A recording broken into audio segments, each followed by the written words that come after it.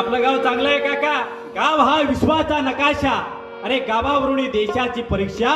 अरे गावाची भंगता अवदशा येईल येईल देशा. देशा. गाव आदर्श झाला पाहिजे. पण आपलं गाव चांगलं आहे.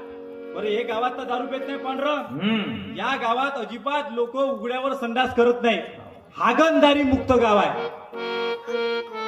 हो काही काही गावात बोर्ड राहते ग्रामपंचायतचं.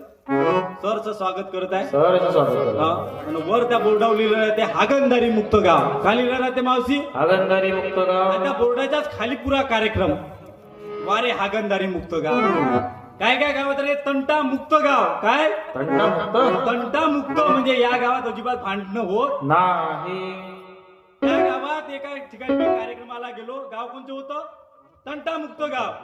त्या गावात कार्यक्रमाला गेलो तर तंटा मुक्तीचा अध्यक्ष कोणाले करायचा त्यातच मोठे तंटे. तंटा मुक्त गाव. मग गाव आदर्श झालं पाहिजे.